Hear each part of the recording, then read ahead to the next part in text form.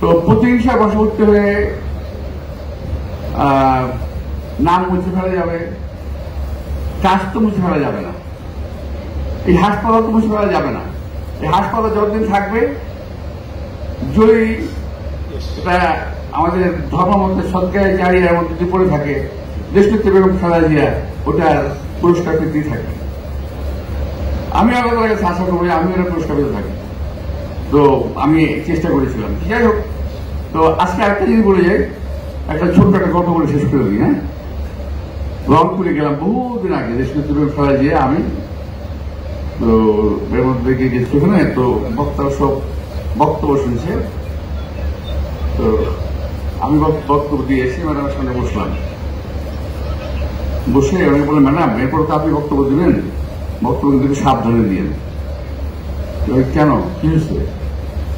Madam এরা তো কিছু হয়, কিছু বোঝে না, অথবা ওরা আপনাকে আমাদেরকে সমর্থন করে না। কিভাবে বুঝলাম? ম্যাডাম আমি এত বক্তব্য দিলাম, খুব ভালো বলছি, খারাপ বলছি, এরা কেউ তালিও দেয় না, গালিও দেয় না। এরা কেউ তালিও দিল না, গালিও দিল না, খুব মুশকিল।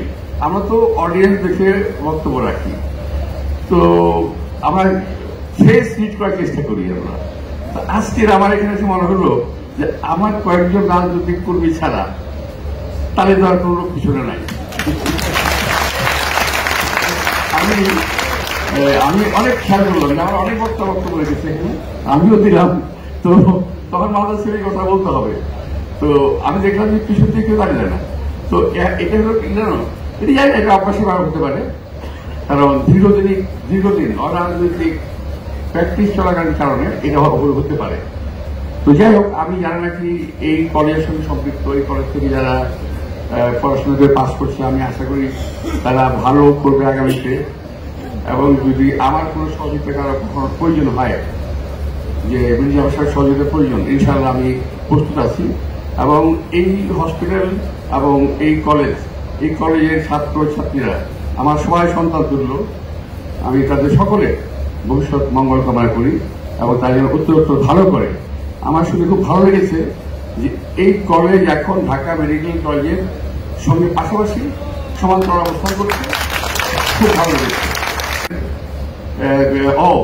যখন শুরু হয় তখন বাধ্য হয়ে ছাই ফেলতে ভাঙা করে একটা কথা আছে না, ছাই ফেলতে ভাঙা ফেলা, পিছনে অনেকে জানে না, এটা কিন্তু একটা প্রবাদ বাংলাদেশের, যে ভাঙা ফেলাটা লাগে কখন, ছাই ফেলার সময়, কিন্তু প্রয়োজন এই ছাই পুরা ফেলা যাবে না।